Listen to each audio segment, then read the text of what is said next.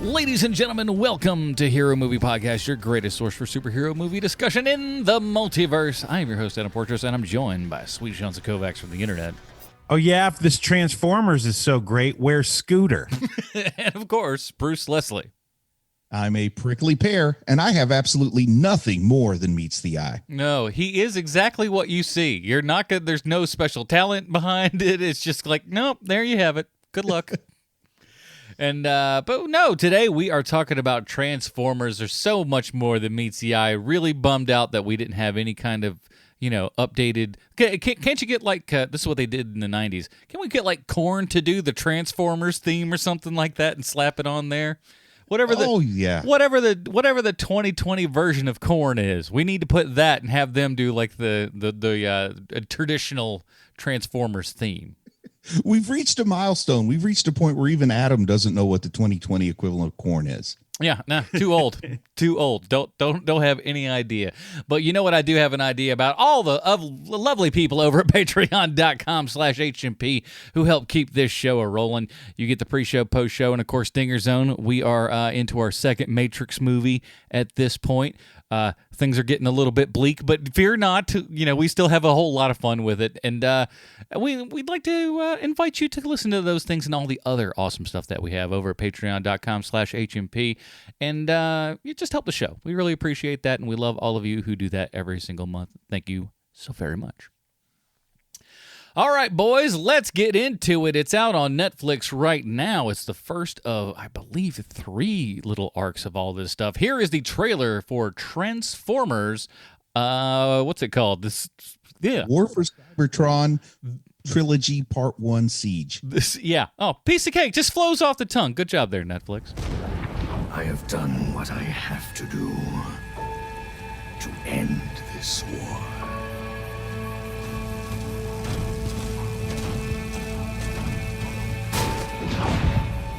Honor will not win this war.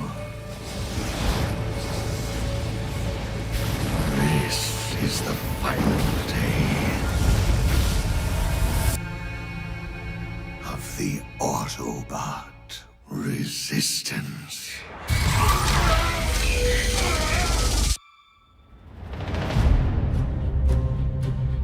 I cannot help but ask myself, is this a hopeless crusade? Have my actions led to the extinction of our people? The Allspark is a vessel of life. In the hands of Megatron, there's no telling what he might do. The Allspark, yes. A clean and decisive victory. If we continue on this course, no one will be left to win.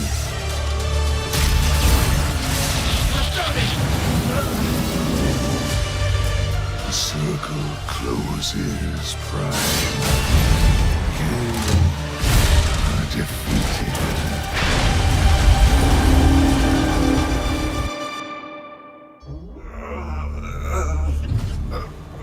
We end this war now.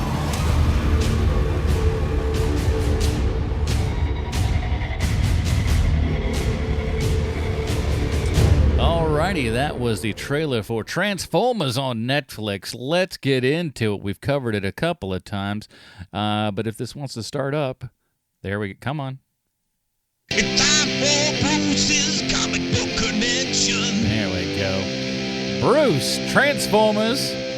What do they got? Well, in the early 80s, Marvel had somewhat of a golden age of licensed comics, and this 80s phenomenon actually started in the 70s. Whoops, sorry.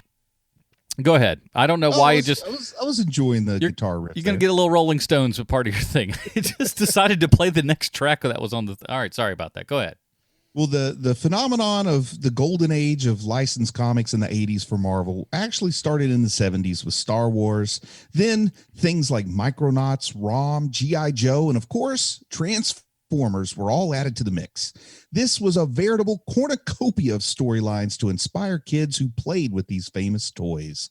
The Transformers comic was intended to be a 4-issue miniseries to get kids interested in the toys, but it sort of jump-started to what Hasbro planned to achieve more completely with the animated series.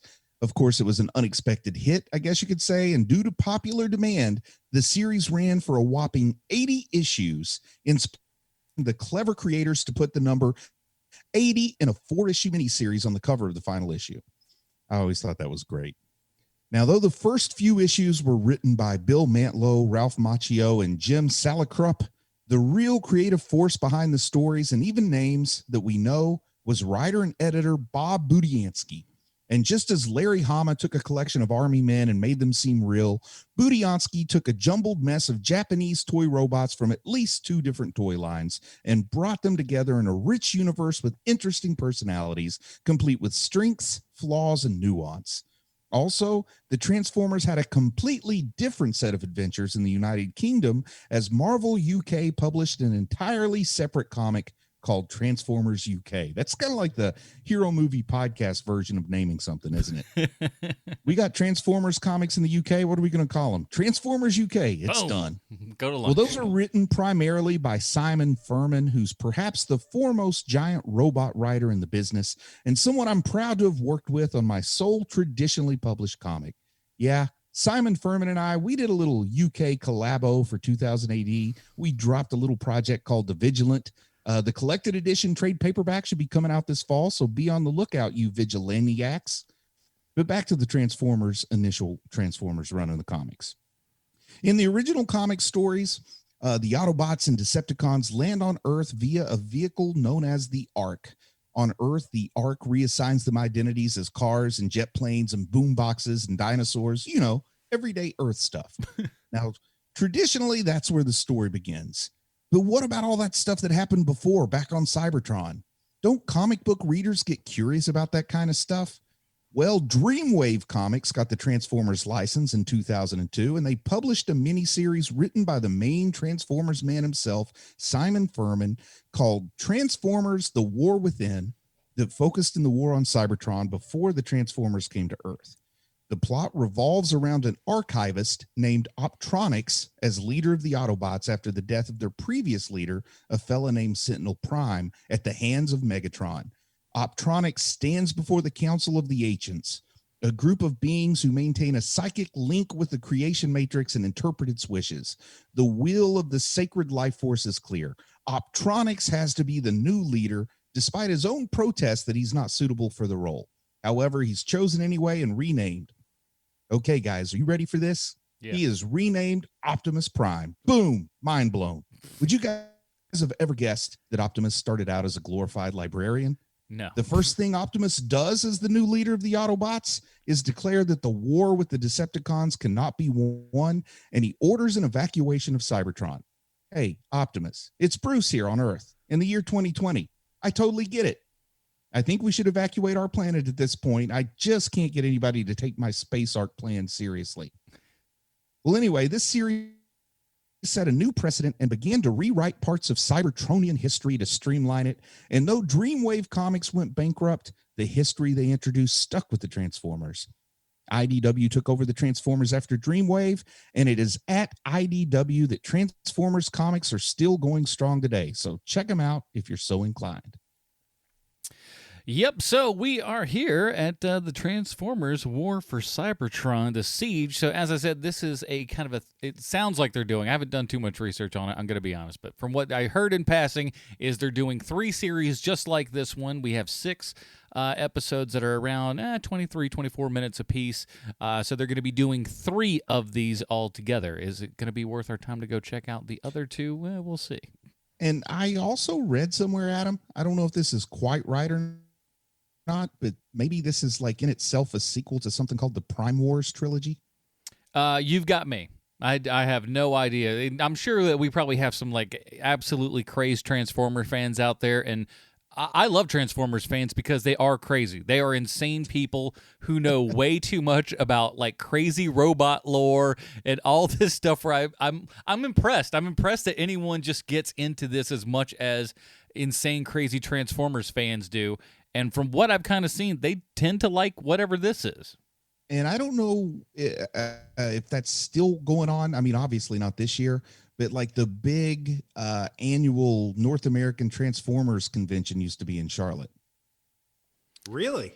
Yeah, I think it was called CyberCon or something like that. Yeah, something like that. That sounds vaguely familiar, but I wouldn't be shocked. Who knows? Because Transformers fans are insane. Now, like we said, Transformers has some things back to comics. And Sean, you shared your kind of first thought when Transformers was brought up, and then it kind of made sense to you that this might be something we should do. Yes. When, this was one of my first comic books, the Transformers. It was sort of my gateway into comics was like Star Wars comics and Transformers comics and G.I. Joe comics. And man, I've got to confess here. I think with this, I've realized that I have outgrown Transformers. I didn't. It's not like I hate this. I don't. I rather like the Transformers mythos. Like I like their mythology and stuff. It's just it's boring to me now. And I know that this is really well done. This series, the art. I love the artwork. The massive problem that I have just overall with this show is that it's the voice acting. It's like we're watching cutscenes from a video game in like the late 2000s. If I could interject, I think this is based on the War for Cybertron video game. There you go. Yeah. So that's why it sounds like everyone is in a different room and they're not exactly sure what they're reading to each other. Because that's what it feels like to me. I get that they're robots, but like put them in the same room. It's clear that isn't what's happened. And Transformers also has some very recognizable voice actors associated with some of the roles. And I think particularly for an older guy like me, it's a little bit distracting when you don't have the voice actors that are available or most likely available doing this. Well, that's part of. I agree partially with you, Bruce, because there's a couple in there that I think are, you have to have the right kind of voice because it's so iconic. Peter Cullen there as Optimus Prime is obviously the first and foremost example that you have to have, and the guy that they've got is good. He is. He's as good as I could have asked for, to be quite honest. He ain't perfect though. Because there's a couple of times where you're just like, ooh, Cullen would have killed that line. But but for the most part, he's not bad. I like the guy that they got doing Starscream because that's also a very specific kind of voice and cadence and everything. I thought they nailed that perfectly. Megatron, we've had change over the years, and I have no problem with that because if you look back at the original Megatron, that voice is super annoying. And you do that for 2.5 hours. It probably doesn't care for it, I would guess. Actually, he'd do it, and then he'd bitch about it, 6 years later going, I didn't even want to do that thing. Oh. Sorry, Hugo Weaving. It's just, you poop on all the things that made you famous, bro. It's kind of sad. But I was never really a Transformers fan growing up. Like, I would watch the cartoon. I would enjoy it for what it was, but it wasn't, like, it was weird between like that and G.I. Joe. I never really got into either one super strong, and most kids tend to go down one or two of those, one of those two roads. As a late 80s latchkey kid, there were about 3 years where Transformers and G.I. Joe felt like my only friends. Yeah, agreed. And here's I think a big problem for me with the Transformers. You say you think you've outgrown them, Sean. I don't know if I guess outgrown it is maybe the only thing. Like, I still think that I love a good poster, a good picture. Have no problem like with the Transformer toy being up on my shelf to look at. I'm just not into the stories, and I've got this weird self-built like impossible trap built in my mind where I don't like the new stuff because I have that emotional attachment to the old stuff. But then when I go back and try to watch the old stuff again, I realize it's not as good as I remembered either. So it's more like I feel about it the way a kid might feel about a stuffed animal, where it's not really about what it provides. It's just the familiarity of it. So I can't really go back and enjoy the old stuff. And I don't like the new stuff because it's too different from the old stuff. So I built this inescapable trap in my mind that makes it difficult for me to enjoy most Transformers stuff that comes out.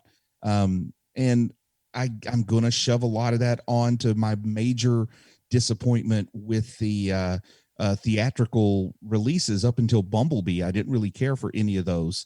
And that just sort of gave me permission to quit liking the new stuff. Yeah, I agree with everything you said. There are moments in this show where it's like, oh yeah, that's the stuff, boy. Like seeing all of the jet fighters, the different color jet fighters yelling at each other. And it's like, man, that's what I remember. But then there's other parts to it where, like I understand that what they're basically trying to do is the same thing that Voltron did a couple years ago now, where we're not trying to recreate the exact thing from your childhood. We're trying to recreate what you think you remembered that show to be, because that's what this feels like to me. And that's how I know that I'm, congratulations. I finally aged out of this thing because this should appeal to me on every level. It's well animated. They dumped a bunch of money into it, you can tell, and it just doesn't do it for me anymore. And that's okay. I'm old enough now where I don't have to be a nut job for Transformers. That time has passed, and that's fine. I won't be allowed in certain circles, and that's okay with you. That's right. And Transformers, like the Transformers fans out there, I would imagine that this is probably your favorite thing that you've seen in a very, very long time, with the exception of maybe Bumblebee. Because this is, I recognize this as being good. It's just not for me anymore. It feels like something where, like if I saw, like if my kids were young enough to get into something like this, I would totally be overjoyed. Like, hey, awesome, my kids are into Transformers like I was at that age. But this isn't for me anymore.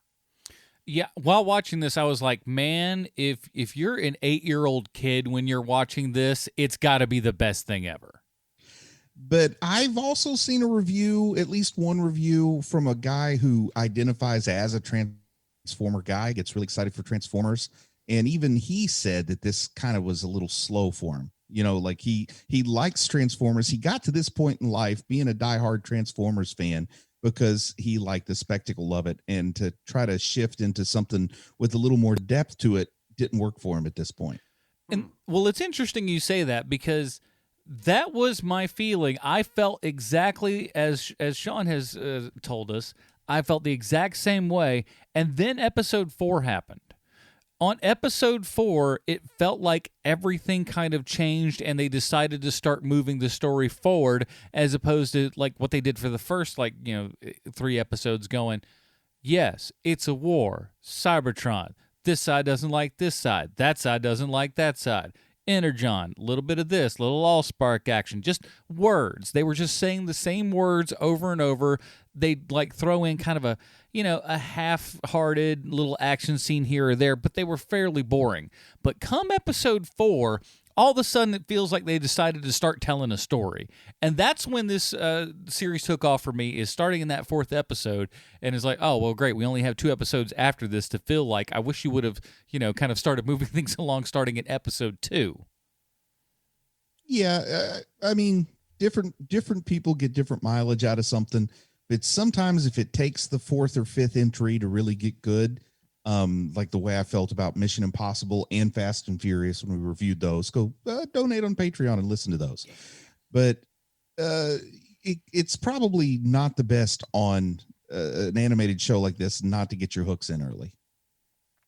Oh, yeah. You want people to stick around. And I think a lot of those feelings that you have there, can start with those first 3 episodes. You watch those, and then if you continue to watch after, because that's how I kind of did it. I split it up. I watched the first 3, and then I think I gave it like half the day before I came back and finished the rest.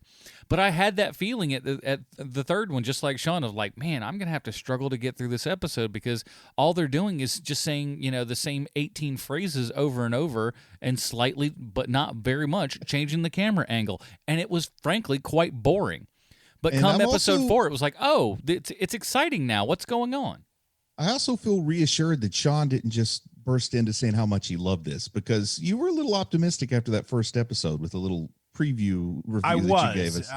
Because it felt like, it felt like Voltron, where, when I watched Voltron, I was like, you know what, I could totally get down with this show.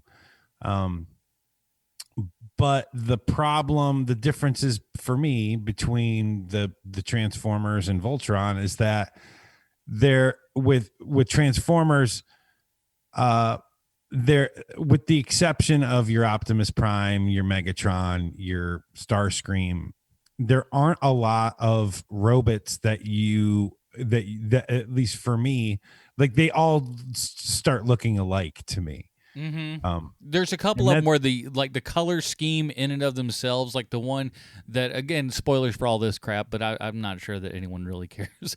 But when one of them dies, like he's got the exact same color scheme as Optimus Prime, and there's enough similarities within some characters. You're just like, is that one dead? Like they even make fun of it at one point in this series. The toy line from the beginning had this problem where, in order to make double the money, they would take Optimus Prime and paint him a slightly different color and release him as Ultra Magnus. So that's why they look so much alike, because they would take the exact same toy, give it 2 different paint jobs, and sell it to you 2 different times with different names. But I mean, it's even deeper. The problems go deeper than that, because I'll be watching like episode 2, let's say, and a Decepticon is fighting an Autobot. I don't know who's who. I don't know which side is which. It's like that for me at this point, where it's just, at some point, it's just machinery hitting machinery, and I don't know which one is which.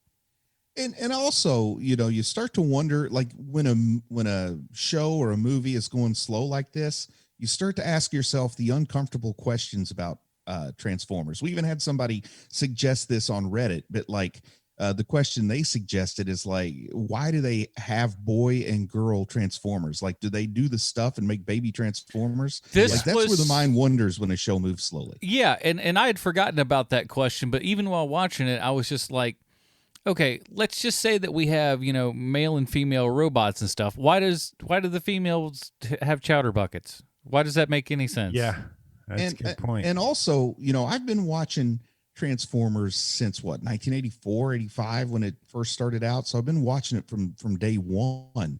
And for the very first time, I had a question I've never had before, in part because this series was moving slowly. So my mind was wondering. Yeah. But at one point, Ultra Magnus shows up wearing a cloak or a cape.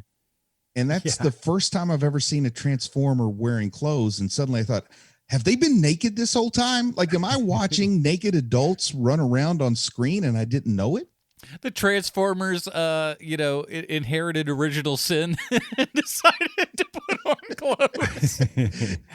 Well, the biggest problem with Transformers now is that there were no female Transformers in the old cartoon, and so now it sticks out like a sore thumb when you see one and you're like, oh, hey, that's a lady robot right there.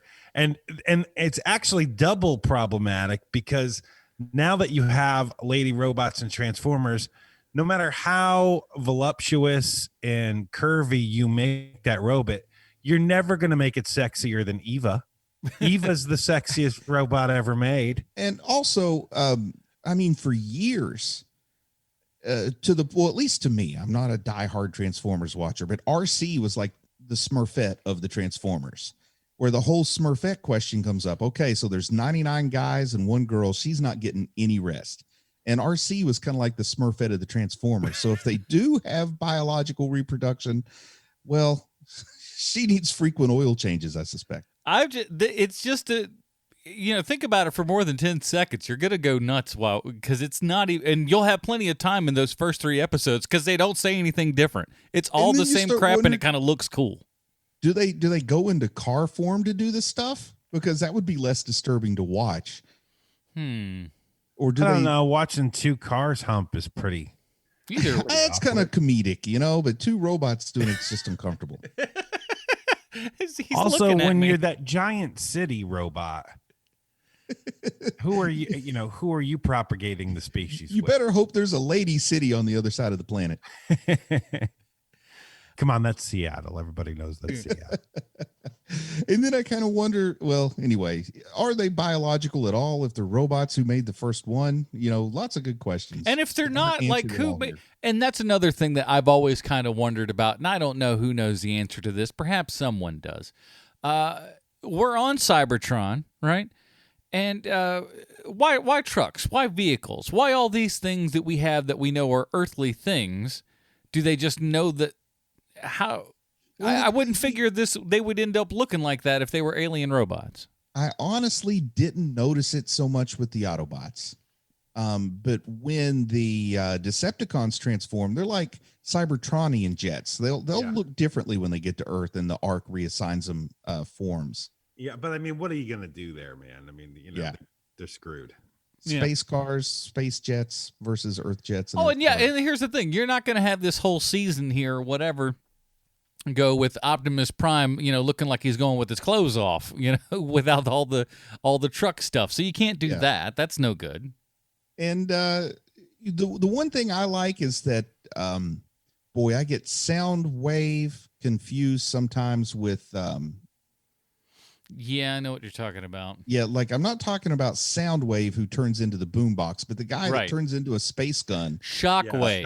Shockwave. Yeah, I get Soundwave and Shockwave confused with their names. But Shockwave never gets reassigned anything that makes sense. Like he makes a way more sense, I guess, on Cybertron than he does on Earth because he still ends up looking like some weird kind of Star Trek phaser, which I never understood that other than the fact it was a Japanese toy that they shoehorned into the line.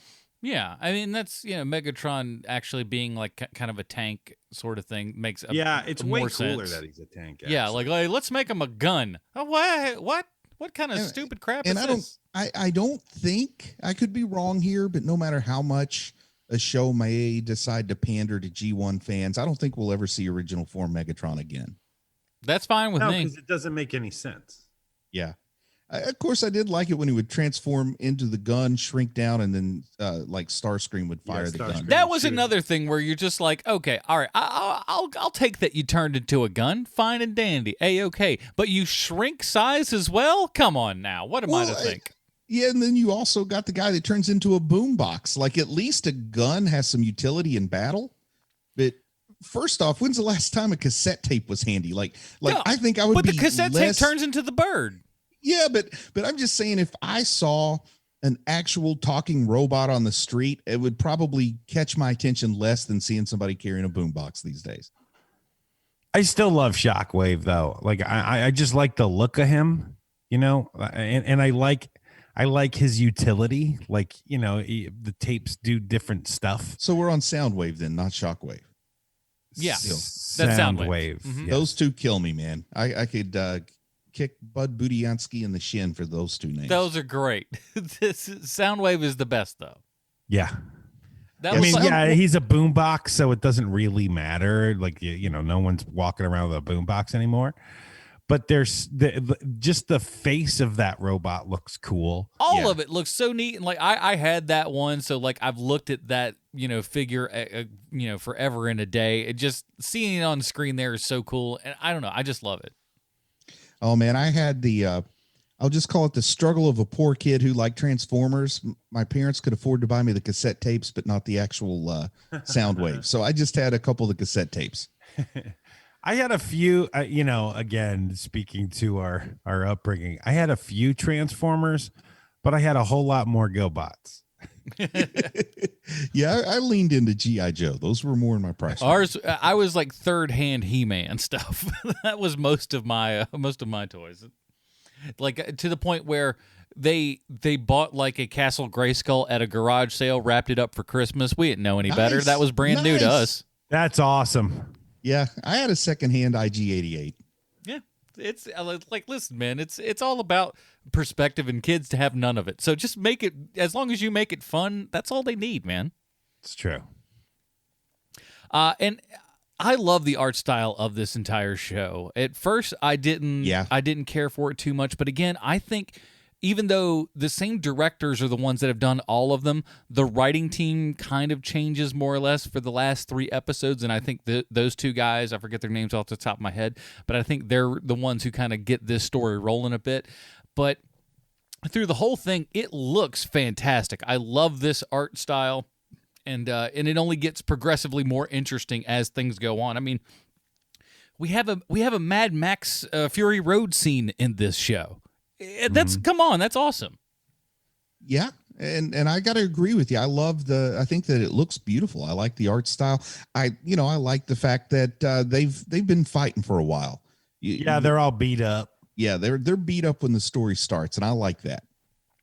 I love so much, a lot of great lighting effects. I love the glowing of the eyes and how it ricochets off the helmets and everything. It shows you that they've taken such care of this, because like in 2003, this would have looked like there were a lot of those shows where they had like weird computer animation and it kind of looked like crap. Yeah, Transformers is one of them. Yeah. The Beast Wars or whatever. Oh my Lord, that looks like the worst thing ever. Yeah, I couldn't watch any of that stuff. So me neither. I didn't watch a frame of it because just watching like a commercial for it, I was like, who is watching this? Who is this for? Super young kids that are just like colors. I didn't like Reboot. I'm definitely not going to like Beast Wars, so I'm with you. I didn't watch that one either. One thing that does bug me a little bit, like a little uncanny valley, are the Transformers with lips that move like Megatron. Like I much prefer like the Optimus Prime thing where there's no visible mouth. I wish you don't have to watch the lips say move. Uncanny Valley, but I say lips that don't match up in dubbing because I'm watching this and I'm going, in today's world that we live in right now, and why don't you have dots on an actor's face and mocap them as they're doing their lines and everything and transfer that stuff right in there? I think it would be easier. I mean, as far as like getting the, right performance and everything.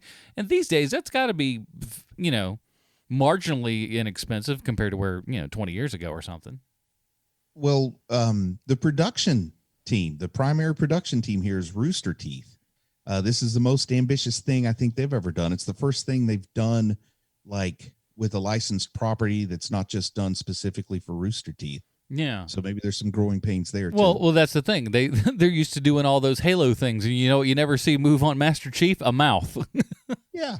They're just like, listen, we'll put voices behind the head, and you'll just think that there's a voice there.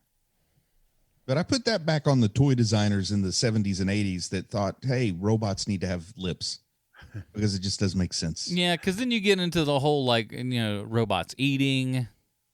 And then you also start to get into back to the, never mind. Let's just keep moving. There's some of that going on. There's a lot of questions with robots that nobody wants to talk about, or maybe everyone's talking about them and we just aren't privy to those conversations. I'm more curious about how Grimace reproduces, but that's a story for another day. you do not want to know. Never mind. The music, I enjoyed the crap out of the music in this. I thought it was perfect. Like I said, sadly, despite no kind of a remix of a Korn song for the theme song or anything like that, the electronic score in it is so good. It fits everything that's going on here. And it highlights a lot of what I like about the show, especially with those last 3 episodes.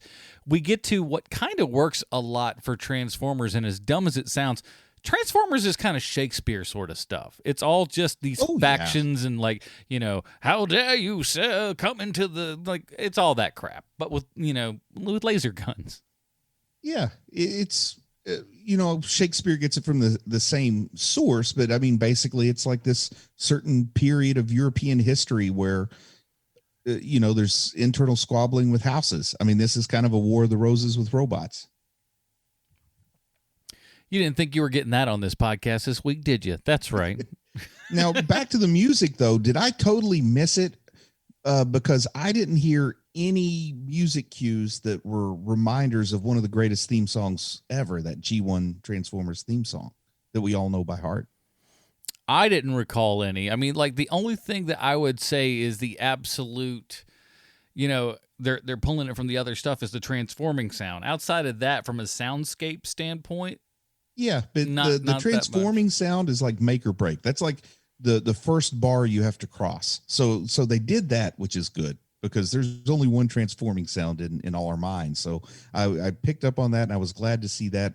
And I'm not saying they needed a full on remix of the song or even the original song, but just a little sound cue here and there that brings it to mind. Like the little thing they would, the little stinger they would play into and out of commercials, which is kind of memorable, just anything, a little cue here and there, just for a little infusion of nostalgia on this slow moving series. Yeah. Get yourself okay. So I'm thinking Danny Elfman meets, like Dead Mouse or something like that. Just put those two together and put some sort of Transformers thing together. As far as tone goes. Can we talk about who I feel is the secret sauce to this show? Yes. Because we really haven't gotten into Starscream that much. I love the characterization of Starscream in this series. He feels a lot like he did in the beginning, and I guess what everybody calls Gen 1. Yeah.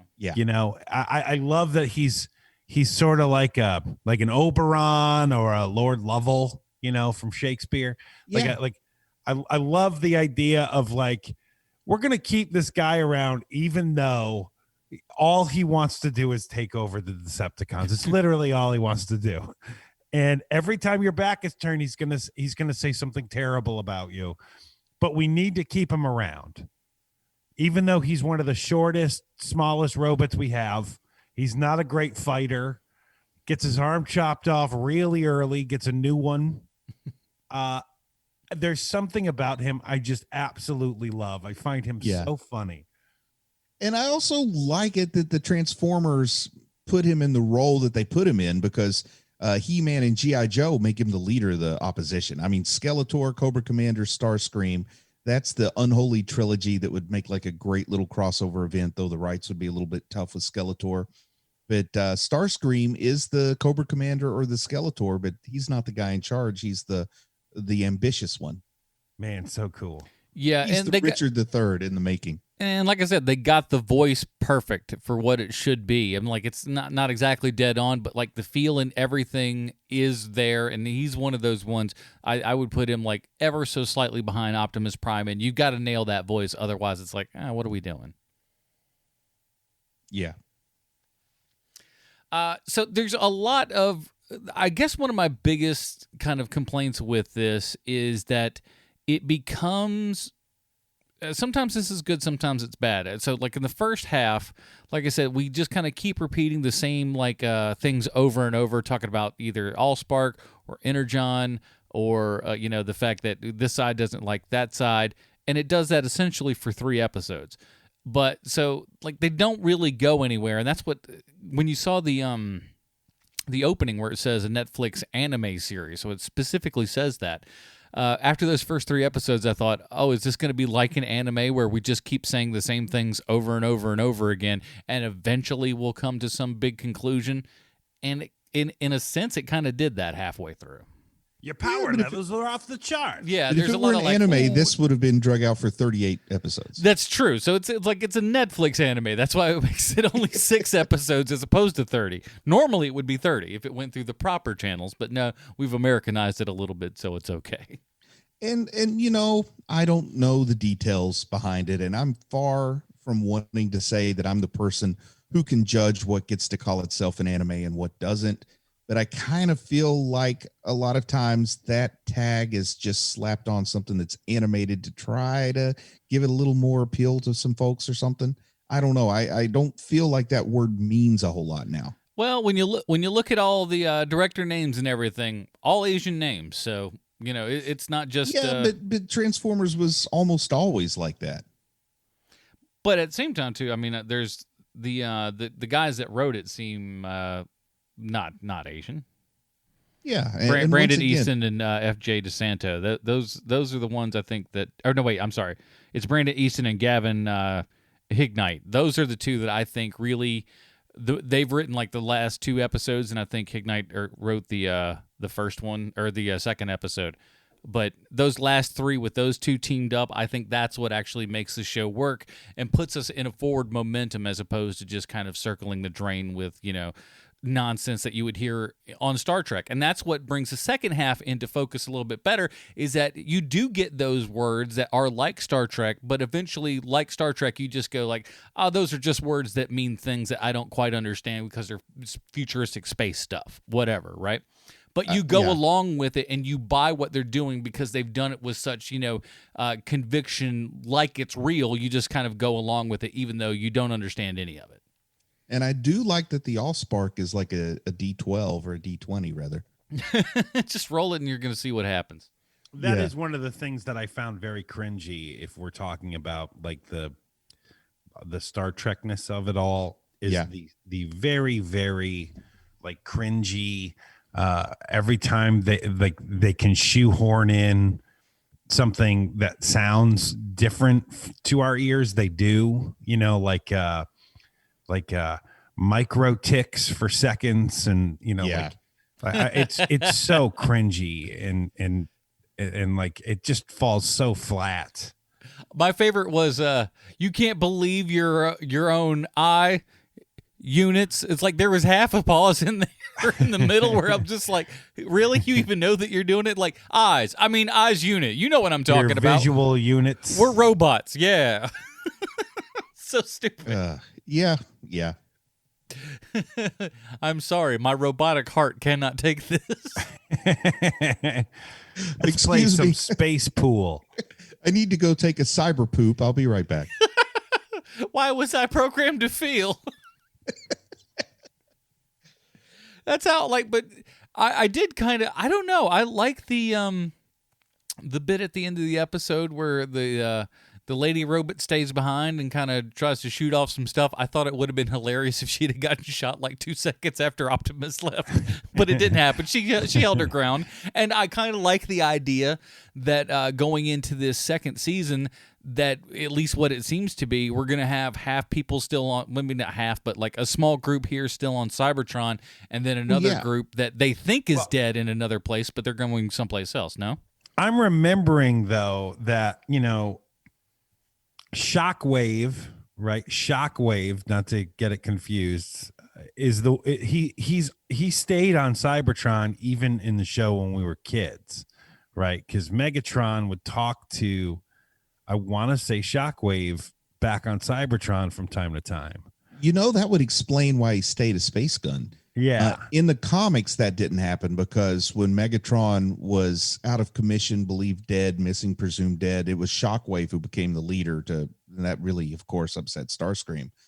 But in the comics, Shockwave came with him. But I think you're right. Or he stayed back in the ship. If he didn't stay on Cybertron, he definitely didn't come down to Earth. And then I may be wrong on this because I haven't watched it very often, but Transformers, the movie, that the ladies are on the planet still, right? They stay on. That's their explanation for why they weren't part of G1. Right. They were, I guess, any character that was introduced in Transformers the movie was, they went back and found the people they left behind on Cybertron. Right. So that the ladies are going to be staying behind, which, I don't want to get into it. Who else is going to do the robot cooking? Not necessarily that, but you got Smurfette. You're taking her with you, and you leave Hefty Smurf behind. We don't want that. Brainy Smurf, you stay behind. We need, it's going to be a long trip. They're just Nobody going. thinks Jokey is funny. Even Jokey, that's the saddest part of it all. I don't know.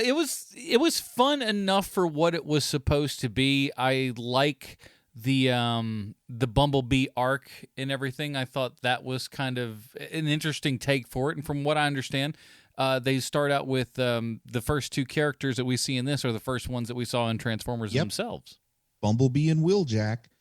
Who looks like an Italian pizza car. Like he's like that car delivered pizzas at some point. I wish he was. Now, to me, the most interesting character, the most interesting element of this whole thing to me is Jetfire, the Decepticon that crossed lines to become an Autobot. I thought that was cool too. Yeah.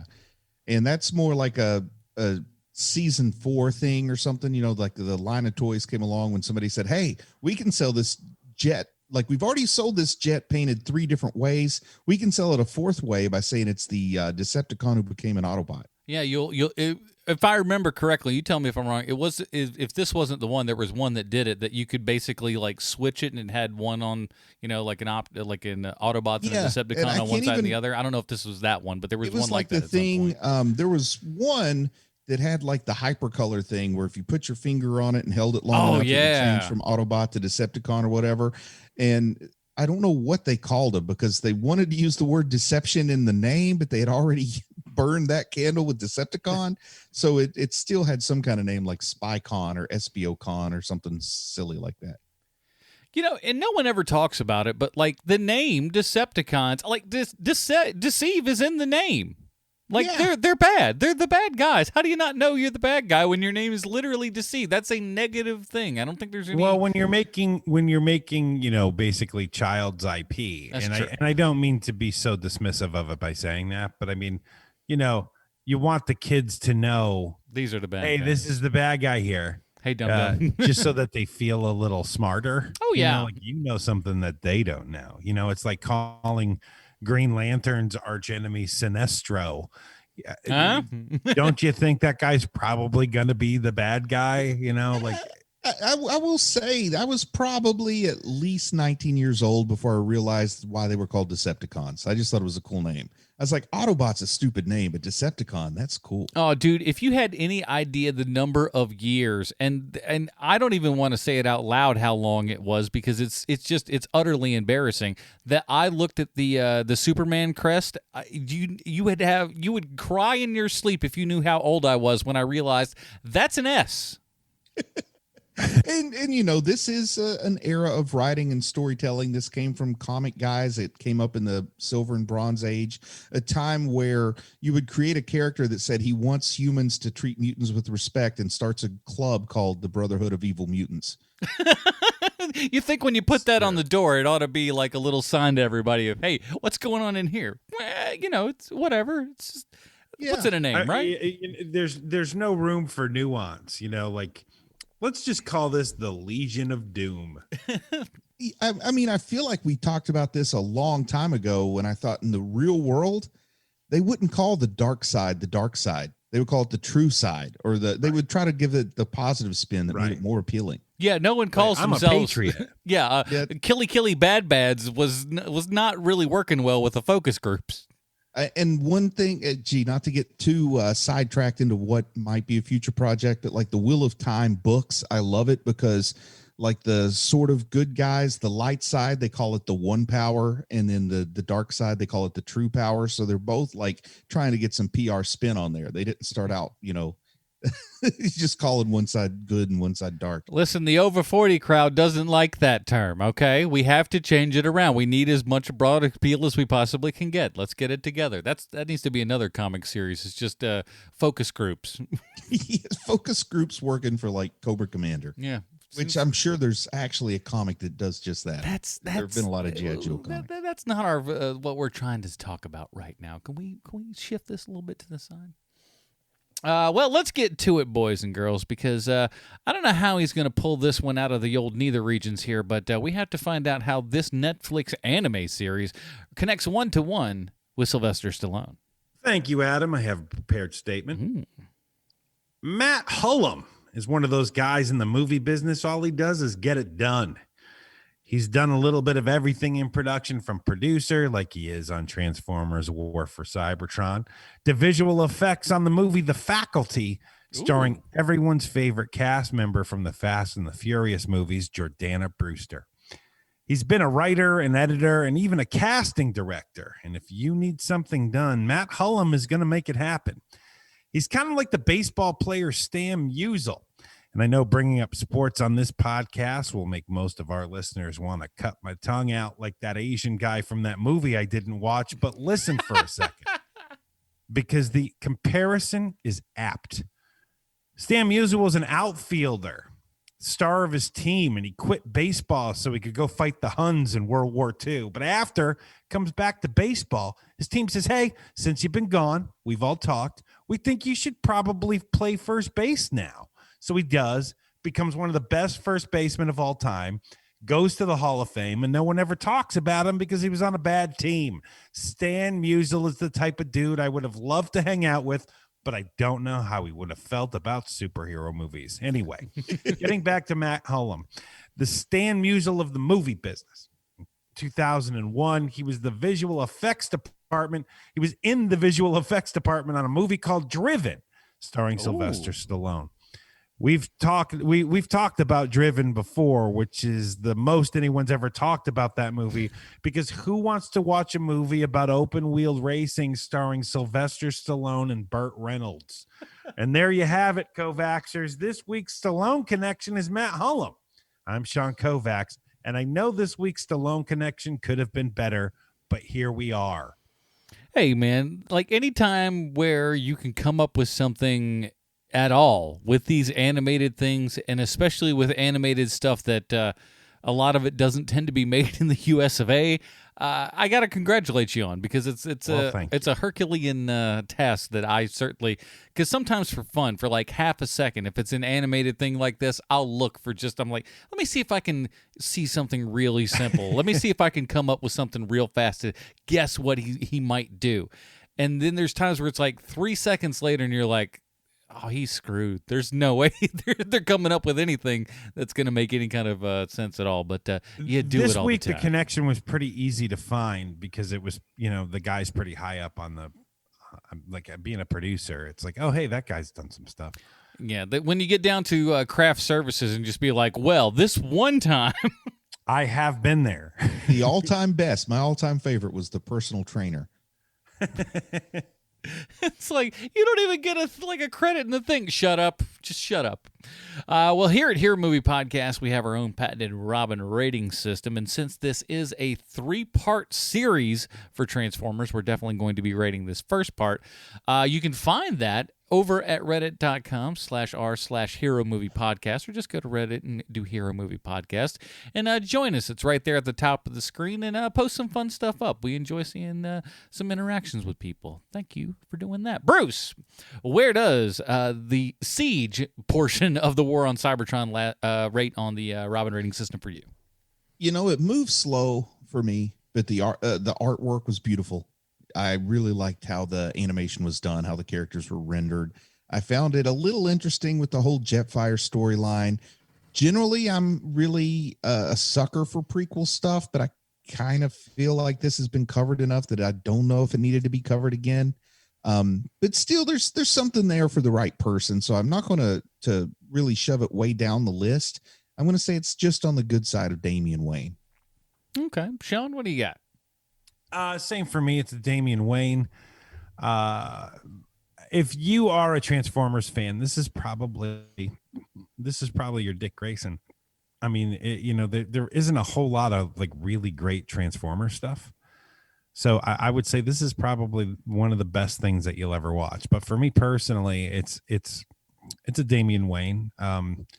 This is something where it doesn't make me mad when I'm watching it like some animation does, but it's not something where I'm like, oh yeah, it's not like watching season 2 of Umbrella Academy where it's just like, this is so fun. So for me, Damian Wayne. He's not bad. He's not mad. He's just disappointed. Well, yeah, I mean, you know how angry I can get sometimes watching some of these directed, Yeah, folks, I'm sorry. Like, as far as you're concerned, coming from Sean, that's a rave. That's great for what this is and his particular taste. That's a really great grade. I'm just saying. For me, the first 3 episodes, I'll be honest with you, I was ready to do this bad boy of Stephanie Brown. I really, really was. I was not a fan of it, but for something, it changed for the second half, and it changed all the more better. So I give this just barely a Tim Drake. Normally this would go Damian Wayne, but I'm going to give it just a little bit of a doubt, because even though there's a lot of it that was missing. And I think if those first 3 episodes were as good as the last 3 episodes, this would be a very high Tim Drake. But right now, I'm going to go very low Tim Drake between that and Damian Wayne. So, we're close to there, but I think I probably liked it a little bit more than you guys. But what did you guys think? Email us at heromoviepodcast@gmail.com. I'd be interested to hear what some of the crazy nutso Transformers fans think of it, because I don't know, maybe I have a feeling in my head that they could be an awful lot like Star Wars fans, where they watch it and it's just like, oh, I love this thing, but I also hate it because it's not the thing that I actually want it to be. Star Trek fans are the same way as well, I guess. But we'll see. That is it, everybody. Join us next week. We're talking the second half of The Umbrella Academy. It's going to be Netflix August here on HMP, whether we like it or not. In the meantime, Bruce, where might we find more of your work on the internet this week?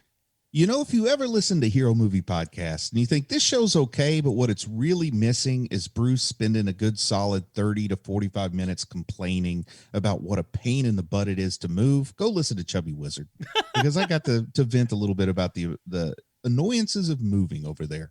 So go check it out. Then you got to go to the post office and change your address. What gives? Sean? You can go to Mandalorian 30 questions. You can go to Snowpiercer 30 questions. You can go to the Redford administration podcast. I mean, we've done quite a bit over the last 2 years here.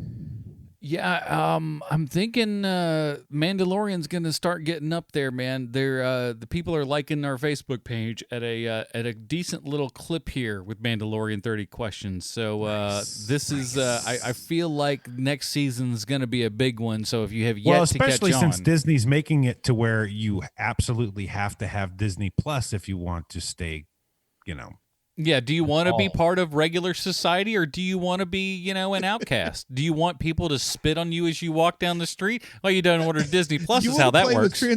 Do you want to play with Transformers, or do you want to be that creepy GoBot kid? Yeah, you don't want to be. We're not even going to release Blu-rays anymore. It's just Disney Plus. Oh, my God. Yeah. Don't get me started on how disgusted that makes me. But anyways. I'm sure I've seen your bookcases. He knows what's wrong with books me. At all. All of my problems. Yeah, well, they're specifically made for DVDs. That's the big thing. I don't want to have to buy.